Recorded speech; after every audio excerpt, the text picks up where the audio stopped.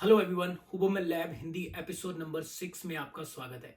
आज हम डिस्कस करने वाले हैं सबसे खतरनाक मूड डिसऑर्डर जिसका नाम डिप्रेशन है। हम साइकोलॉजिकल लेंस से भी देखेंगे और न्यूरोलॉजिकल लेंस दोनों के पर्सपेक्टिव से देखेंगे कि ये डिप्रेशन होता क्या है। आज आप डिप्रेशन की साइन समझेंगे और जो ट्रीटमेंट आ चुके हैं डिप्रेशन के और जो डेवलपमेंट फेज में है, पूरी इंफॉर्मेशन आपको इस वीडियो में मिलेगी जो आपको और किसी को भी डिप्रेशन से निकाल सकती है। हम इस एपिसोड में बिहेवियर टूल्स की भी बात करेंगे, जैसे एक्सरसाइज, मेडिटेशन।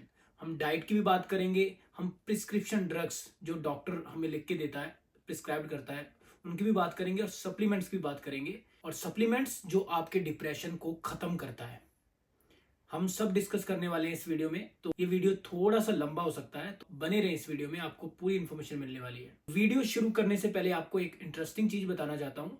ये जितने भी मूड डिसऑर्डर्स होते हैं उन सभी का पाथवे कॉमन पाथवे होता है। जैसे कि न्यूरोकेमिकल्स जो इन्वॉल्व होते हैं हमारे ब्रेन में, जो न्यूरोकेमिकल्स होते हैं, जैसे डोपामिन हो गया, सेरोटोनिन हो गया, एपेनेफ्रिन हो गया, और न्यूरो सर्किटरी जो ब्रेन की सर्किटरी होती है, ये सब कॉमन होती है हर एक तरीके के मूड डिसऑर्डर में।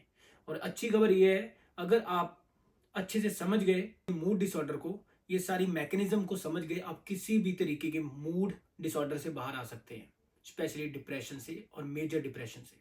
तो सबसे पहले मैं ये बताना चाहता हूँ, हमारे ब्रेन में एक न्यूरो सर्किटरी होती है जो रिस्पॉन्सिबल होती है हमारे प्लेजर में। सेम सर्किटरी ही पेन में ही रिस्पॉन्सिबल होती है। इसका मतलब आपका जो ब्रेन का पार्ट आपको खुशी देता है, प्लेजर देता है, वही रिस्पॉन्सिबल होता है पेन के लिए। और अच्छे से समझाता हूं मैं आपको। फॉर एग्जाम्पल, जब हम कोई चीज को परस्यू करते हैं, जैसे हमें लगता है कि ये चीज हमें मिल गई तो हमें खुशी मिलेगी। फॉर एग्जाम्पल, ये कुछ भी हो सकता है, फूड हो सकता है, सेक्स हो सकता है, वीडियो गेम्स हो सकते हैं, जॉब हो सकती है, कोई शॉर्ट टर्म गोल हो सकता है, लॉन्ग टर्म गोल हो सकता है। जब हम ये चीजों को अचीव कर लेते हैं, हमारा डोपामिन रिलीज होता है जिससे हमें फील गुड होता है। खाली फील गुड नहीं होता है, हमें हमारी जो मोटिवेशन होती है वो भी बढ़ जाती है, साथ में हमारी ड्राइव बढ़ जाती है। फिर वहां हम चैन से टिक के नहीं बैठ सकते, हम और परस्यूट में लग जाते हैं। इसके बाद एक बहुत बड़ा शिफ्ट होता है हमारी न्यूरो सर्किटरी में, जो हमारे ब्रेन का पार्ट होता है उसमें बहुत बड़ा शिफ्ट आता है। बड़ा शिफ्ट होता है जिसका दरअसल हमें अंदाजा भी नहीं होता, जिसे बोलते हैं प्लेजर पेन बैलेंस। मैंने पिछला वीडियो पूरा डोपामिन में बनाया है, आप वो भी चेक कर सकते हैं, बट इधर मैं बहुत ही आपको शॉर्ट में बता देता हूँ। जैसे आप किसी चीज को परस्यू करते हैं, फॉर एग्जाम्पल ये है, ये ब्रेन की सर्किटरी है। अगर एक साइड पे आप टिप कर रहे हो, जैसे कि आप कोई चीज परस्यू कर रहे हो, फूड हो गया, सेक्स हो गया, और कोई आपका गोल हो गया, जॉब हो गई, तो जब आप उसको परस्यू करते हो तो आपको क्या मिलता है, जैसे आप प्लेजर की तरफ दबा रहे हो, तो आप जैसे फूड खा रहे हो, कुछ भी कर रहे हो, कुछ जो चीज आपको क्रेव कर रहे हो, सेक्स कर रहे हो, आप क्या कर रहे हो, प्लेजर को दबा रहे हो। इवेंचुअली वो ही सर्किटरी इन्वॉल्व होती है पेन के लिए भी। सो ये पेन है, ये पेन उठ रही है ऊपर, तो जैसे ही आप इसको छोड़ दोगे आप थोड़ी सी पेन एक्सपीरियंस करोगे। फिर क्या करोगे, ये पेन को ना एक्सपीरियंस करने की वजह से आप क्या करोगे, फिर वो चीज को आप परस्यू करोगे। Over the period of time इसको ही एडिक्शन बोला जाता है। ऐसे एडिक्शन होता है क्योंकि हम ये वाली पेन वाली स्टेट में रहना नहीं चाहते। तो जैसे कि मैंने आपको बताया कि जो अच्छी लाइफ जीने के लिए हमें चाहिए होता है पेन प्लेजर बैलेंस। इसका बैलेंस होना बहुत जरूरी है। अगर ये बैलेंस है तो हम अपनी लाइफ में बहुत सारी स्ट्रगल्स, बहुत सारी चीजें अच्छे से हम निकल सकते हैं। तो ज्यादातर लोग क्या कर रहे हैं आजकल, वीडियो गेम्स हो गया, कुछ भी हो गया, वो क्या कर रहे हैं, प्लेजर प्लेजर साइड को बहुत दबा रहे हैं, बाद में वो पेन एक्सपीरियंस करते हैं। वो पेन ना एक्सपीरियंस करने के डर से, वो एक्सपीरियंस ना करने की वजह से वो क्या करते हैं, उस चीज को over and over again pursue करते रहते हैं, जिससे over the period of time वो एडिक्टेड हो जाते हैं वो चीज से। ये सिंपल साइंस है। तो इसीलिए डॉक्टर एना लेम्की ने बताया है, डॉक्टर एना लेम्की जो कि साइकेट्रिस्ट हैं स्टैनफोर्ड यूनिवर्सिटी में, उन्होंने बताया कि इसको सही करने के लिए, एडिक्शन से बाहर आने के लिए क्या करो, कुछ दिन के लिए जो जो चीज को आप टिप कर रहे हो, प्लेजर को छोड़ दो, विड्रॉल कर दो। जैसे कि आप 30 डेज ट्राई कर सकते हो। जैसे आप सोशल मीडिया से एडिक्टेड हो, किसी अल्कोहल से एडिक्टेड हो, 30 डेज ना करें। मतलब आप क्या करेंगे, बेसिकली आप प्लेजर को दबा नहीं रहे। बेसिकली जो आपकी जो डोपामिन डेफिसिट स्टेट में रहेंगे आप, उधर आप बहुत ही बुरा फील करेंगे, एंशियस फील करेंगे, डिप्रेस्ड फील करेंगे, बहुत बॉर्डम फील करेंगे। बॉर्डम में रहिए। 30 डेज बाद आप छोटी छोटी चीजें फिर से एंजॉय करने लग जाओगे।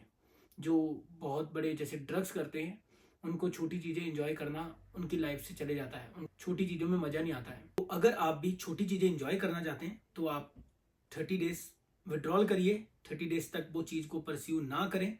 इवेंचुअली आपका जो डोपामिन डेफिसिट स्टेट पे था वो नॉर्मल लेवल पे आ जाएगा, बैलेंस हो जाएगा आपका पेन प्लेजर बैलेंस।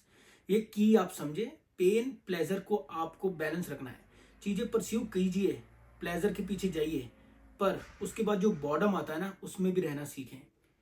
क्योंकि लाइफ की जो सबसे बड़ी रियलिटी है, लाइफ इतनी ज़्यादा इंटरेस्टिंग नहीं है और आप इंटरेस्टिंग बनाने के चक्कर में चीज़ों को बार बार परस्यू कर रहे हैं। लाइफ इंटरेस्टिंग छोटी चीज़ों में होती है, आप छोटी चीज़ों से इंजॉय कीजिए। तो जैसे आप बहुत सारी प्लेजर वाली चीज़ें बार बार टिप करते रहेंगे over the period of time, आपका इंटरेस्ट कम हो जाएगा उन चीज़ों में भी।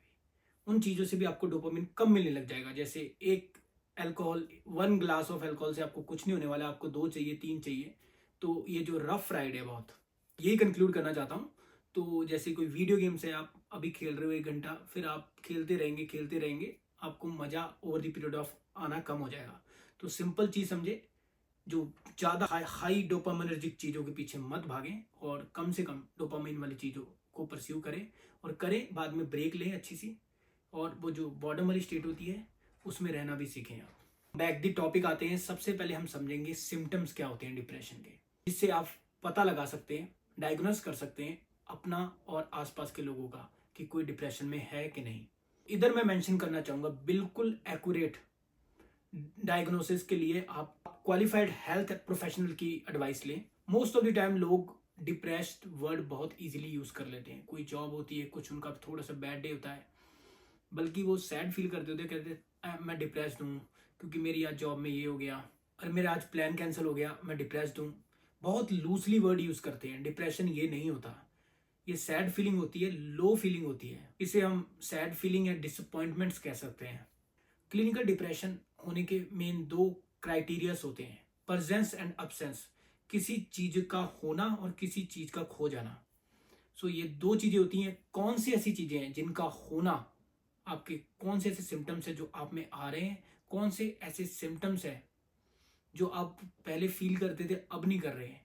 तो अभी हम विस्तार से बात करेंगे वो कौन कौन से सिम्टम्स हैं जिससे आप डायग्नोस कर सकते हैं कि आप या आपके आसपास में कोई डिप्रेशन में है कि नहीं। नंबर 1 प्रेजेंस की बात करते हैं। कौन सी चीज होती है जब लोग डिप्रेशन में होते हैं। सो उनके अंदर ग्रीफ बहुत ज़्यादा होती है, सैडनेस बहुत ज़्यादा होती है।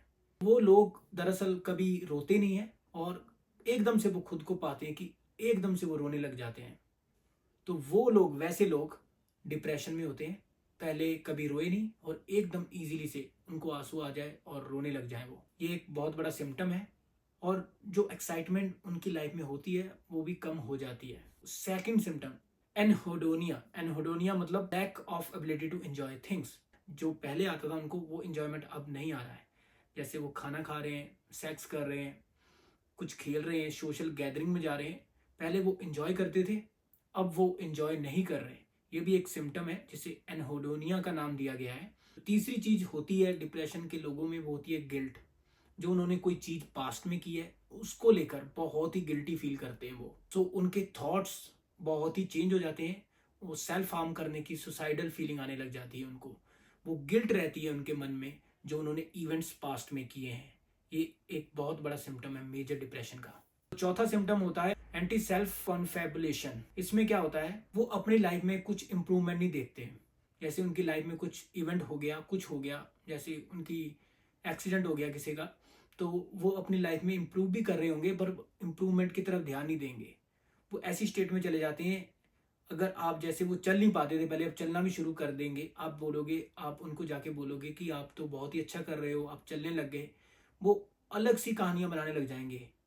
पर मैं ऐसे चल रहा हूँ, वो अपनी लाइफ को लेके पॉजिटिव फील नहीं कर पाएंगे। जो फीलिंग होगी उनकी नेगेटिव आएगी, वो इंप्रूवमेंट नहीं देख पाएंगे। एक ये भी बहुत बड़ा सिम्टम है। पांचवा सिम्टम होता है वेजिटेटिव सिम्टम।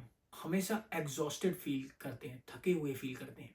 ये कोई एक्सरसाइज करने की वजह से नहीं या बहुत ही काम हार्डवर्क करने की वजह से नहीं, जर्नली ऐसे ही, अगर वो कुछ भी नहीं कर रहे तो भी एग्जॉस्टेड सा फील करते रहते हैं, हमेशा थके थके रहते हैं। और उनके जो ऑटोनॉमिक नर्वस सिस्टम होता है हमारा, रात को जब हम सोते हैं हमारा सिस्टम काम होना चाहिए और सुबह जब हम काम करते हैं तब हम अलर्ट होने चाहिए। उसमें जो ऑटोनॉमिक नर्वस सिस्टम है इसमें डिस्टर्बेंस हो जाती है कि वो रात को बहुत ही अलर्ट फील करने लग जाते हैं, कि वो रात नींद से उठ जाते हैं तो दोबारा फॉल बैक स्लीप करने में उनको दिक्कत होती है।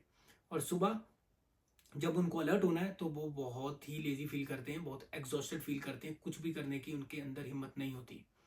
ये इसे वेजिटेटिव सिम्टम बोलते हैं। अगर ये किसी में है तो ये भी एक डिप्रेशन का सिम्टम है। और उनका एपेटाइट, फूड खाने का, जैसे एपेटाइट होता है, खाना खाने की क्षमता जो उनकी होती है वो कम हो जाती है। वो फूड को इतना एंजॉय नहीं करते, उनको इतनी भूख नहीं लगती। उनका एपेटाइट, पहले वो ज़्यादा खाना खाते थे, अब एज कम्पेयर टू खाना भी उनका कम हो जाता है। ये भी एक साइन है डिप्रेशन का। उनके जो हॉर्मोन्स होते हैं वो भी डिस्टर्ब हो जाते हैं, जैसे कि कोर्टिसोल होता है। कोर्टिसोल हमारा सुबह में जब हम सनलाइट देखते हैं, सुबह जब उठते हैं, हमारा कोर्टिसोल सबसे हाई होता है, सबसे first thing in the morning, जो हमें अलर्ट बनाता है, जो कि बहुत हेल्दी होता है। अगर कोर्टिसोल के लेवल रात को हाई है तो इसका मतलब लोग सो नहीं पाएंगे, दिक्कत होगी सोने में, अलर्ट फील करेंगे, और ये डिप्रेशन का साइन है। जिन लोगों का शाम को और लेट नाइट कोर्टिसोल हाई रहता है, ये स्ट्रेस हार्मोन बोला जाता है कोर्टिसोल को। जब किसी को स्ट्रेस होती है कोर्टिसोल के लेवल्स हाई होते हैं। जिन लोगों के late in the day cortisol level high होते हैं तो वो एक साइन है, सिम्टम है डिप्रेशन का। डिप्रेशन के लोगों के अंदर एक एंजाइटी भी होती है कि मैं जिंदगी में कुछ कर पाऊंगा, मैं क्या कर रहा हूँ, मेरी लाइफ में क्या हो रहा है, तो इसको लेकर वो एंशियस भी बहुत फील करते हैं। ये भी एक साइन है जो कि लीड करता है डिप्रेशन को। तो अब हम थोड़ी सी बायोलॉजी समझेंगे डिप्रेशन की, क्योंकि जो मैं आपको मैकेनिज्म बताने वाला हूँ डिप्रेशन को ट्रीट करने के लिए, उसको समझने के लिए आपको थोड़ी सी बायोलॉजी समझनी पड़ेगी।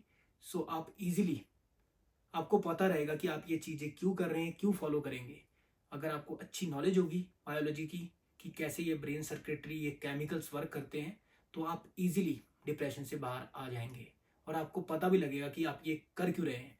बहुत बार हम चीज़ें करते हैं, हमें उसकी मैकेनिज्म नहीं पता होता, उसका तरीका नहीं पता होता है कि हम ये करेंगे इससे क्या होगा। तो आप खुद का मूड डिसऑर्डर ट्रीट कर सकते हैं बहुत ईजिली। जो सबसे पहले डिप्रेशन का इलाज आया था, जो 1950s 60s 80s तक चला था, जिसे बोलते हैं MAO इनहिबिटर्स।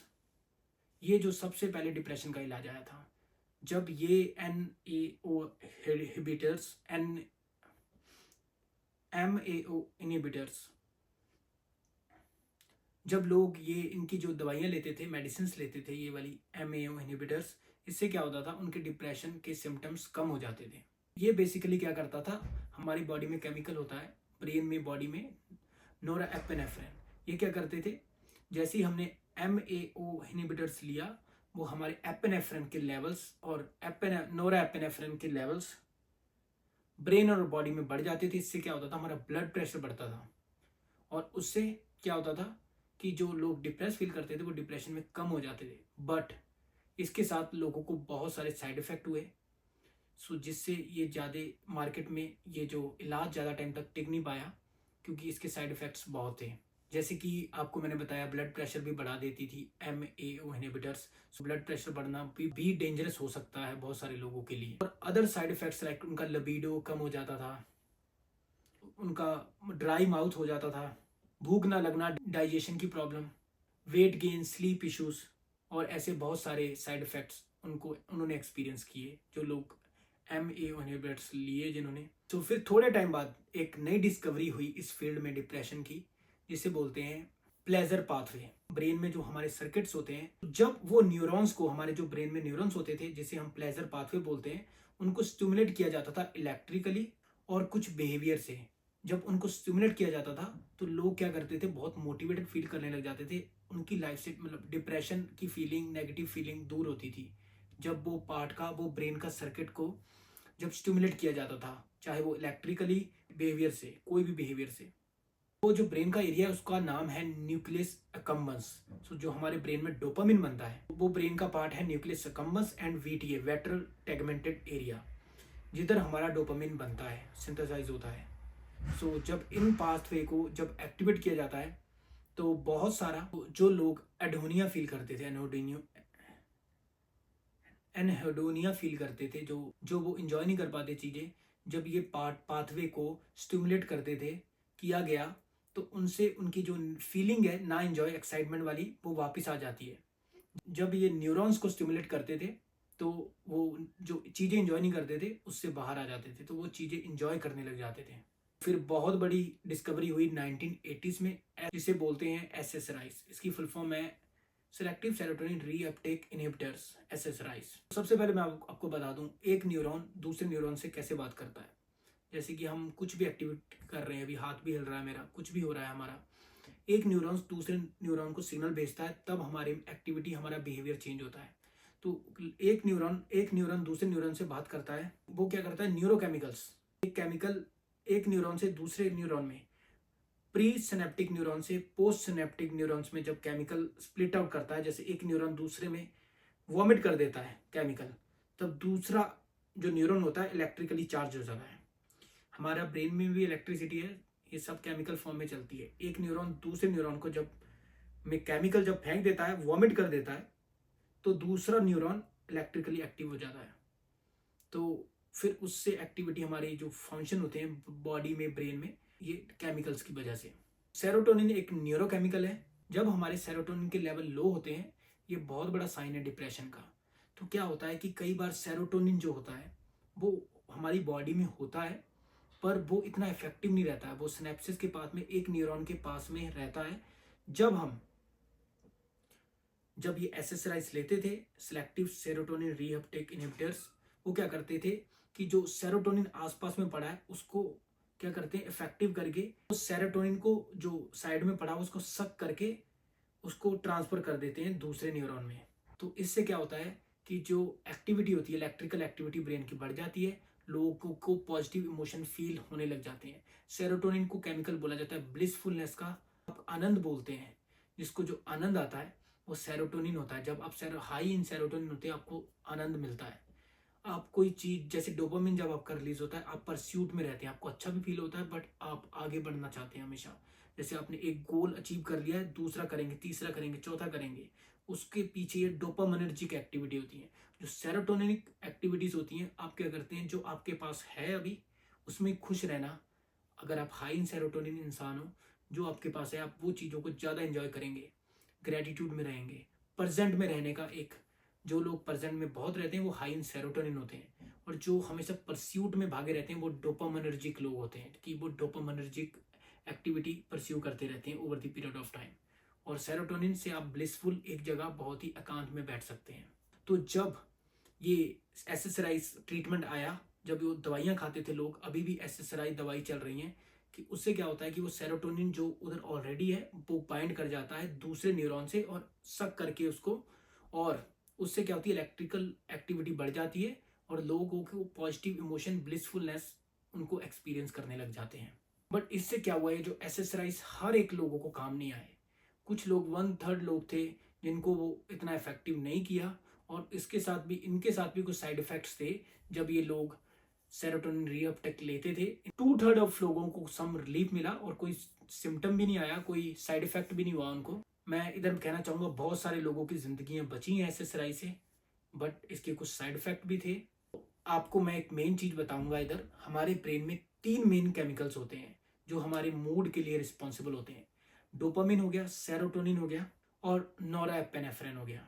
ये जो 3 केमिकल्स मैंने आपको बताए, ये एडजस्ट कर सकते हैं आपके डिप्रेशन वाली स्टेट। अगर आप इनको एडजस्ट करेंगे, आप डिप्रेशन से बाहर आ सकते हैं। एपेनेफ्रेन और नोरापेनेफ्रेन, सबसे पहले केमिकल को समझे। अगर आपकी बॉडी में ये केमिकल कम है, आप एग्जॉस्टेड फील करते रहोगे, थके हुए, लेजीनेस, आपके अंदर एनर्जी नहीं होगी कुछ करने की।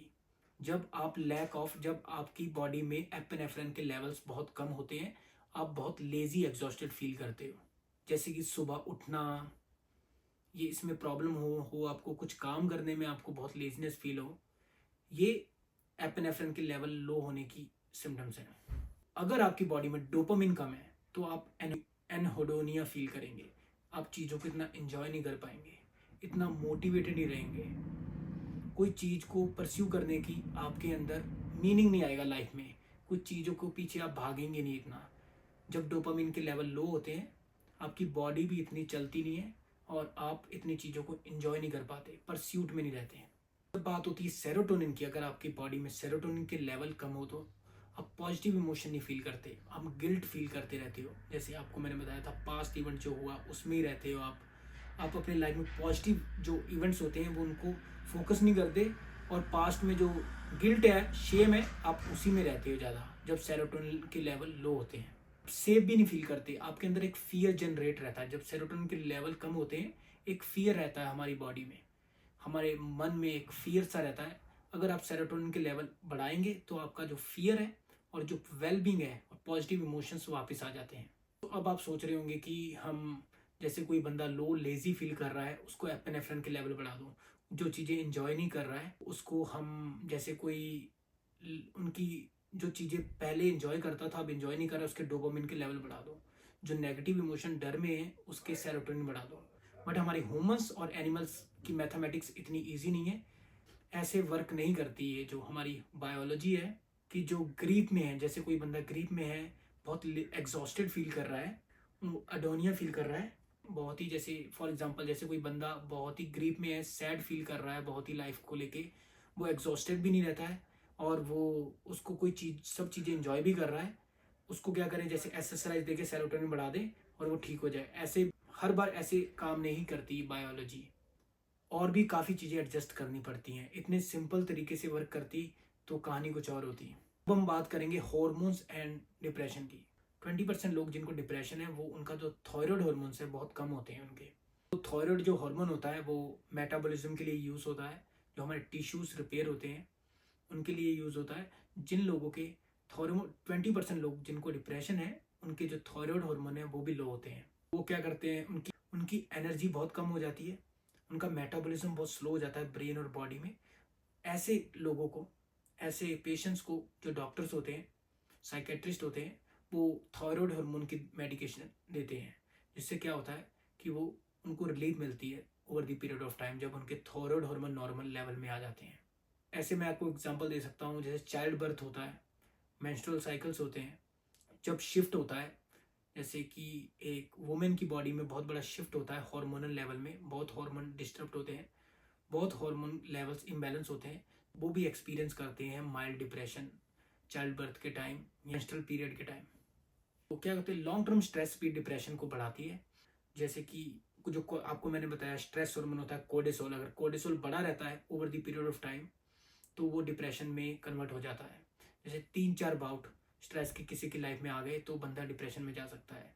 कोई जॉब से रिलेटेड या कहीं से रिलेशनशिप या कुछ ऐसे 3-4 बाउट स्ट्रेस के आ जाते हैं तो बंदा डिप्रेशन में चले जाता है। लॉन्ग टर्म स्ट्रेस भी लीड करती है डिप्रेशन को। आप क्या कर सकते हैं, लॉन्ग टर्म जो स्ट्रेस होती है उसको कंट्रोल करना सीखें।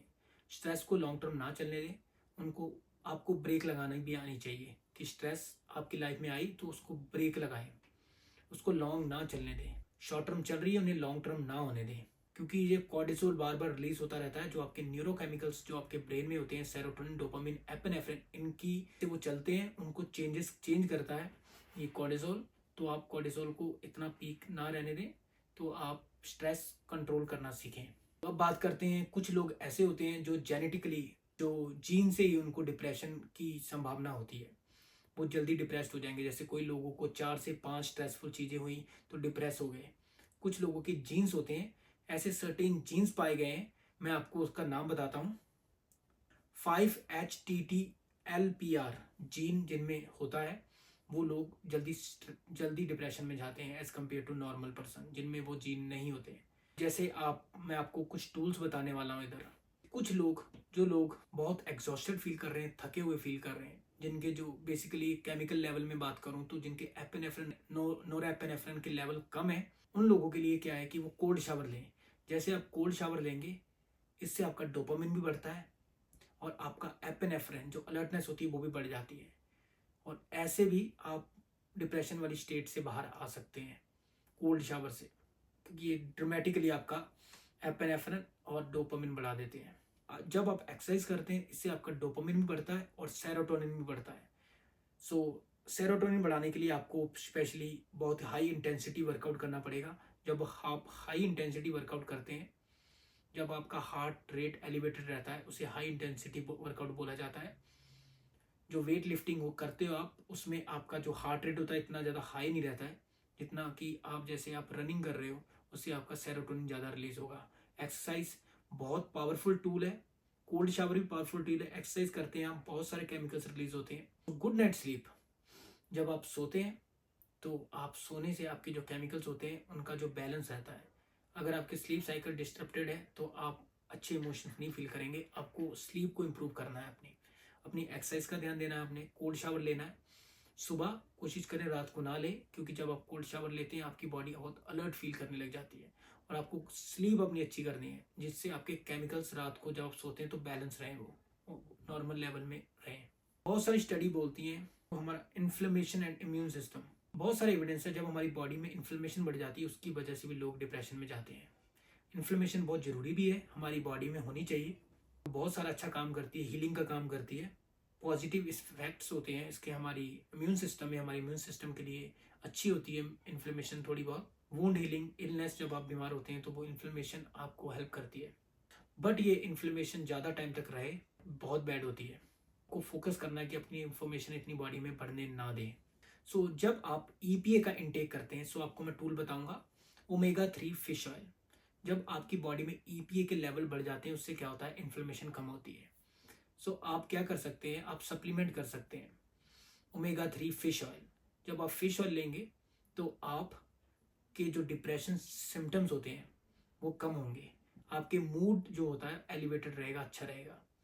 क्योंकि ये क्या करते हैं, बेसिकली आपकी इन्फ्लेमेशन कम करते हैं बॉडी में। और आपके जो सेरोटोनिन होता है, बहुत सारे लोग जिन्होंने ओमेगा 3 लिया, फिश ऑयल खाते हैं जो लोग, जो साथ में डिप्रेशन की दवाई भी खाते हैं, क्या हुआ ओवर द पीरियड टाइम पता लगा कि जो लोग साथ में फिश ऑयल खा रहे हैं over the period of time, वो जो उनकी दवाई होती है उनकी हाफ भी उनको खाने की जरूरत नहीं पड़ती। तो इतना इफेक्ट करता है फिश ऑयल आपकी डाइट में। अगर आप फिश ऑयल आप 2 से 3 दिन फिश खा रहे हो तो आपको फिश ऑयल सप्लीमेंट की जरूरत नहीं है। अगर आप वीक में 2 से 3 दिन फिश नहीं खाते, आपको सप्लीमेंट करें फिश ऑयल। तो आप ध्यान रखें, जो आप फिश ऑयल सप्लीमेंट करें उसका जो 2 कंटेंट होते हैं, ईपी एंड डीएचए।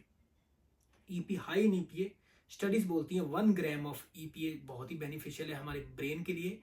अगर हम डिप्रेशन के लिए, अपनी आई हेल्थ के लिए और डिप्रेशन के लिए या मूड के लिए अगर हम खाएं, अपने ब्रेन है ओवरऑल ब्रेन हेल्थ के लिए, तो 1 ग्राम जो ईपीए होता है बहुत हाई होता है। बहुत कम सप्लीमेंट होते हैं जिसमें हमें मिलता है, इसीलिए बहुत सारे फिश ऑयल सप्लीमेंट में जो डोज बताई जाती है 2 से 3 कैप्सूल बताई जाती है कि जिससे आपके जो ईपीए के लेवल्स होते हैं आपको इनफ सफिशिएंट मिल जाए।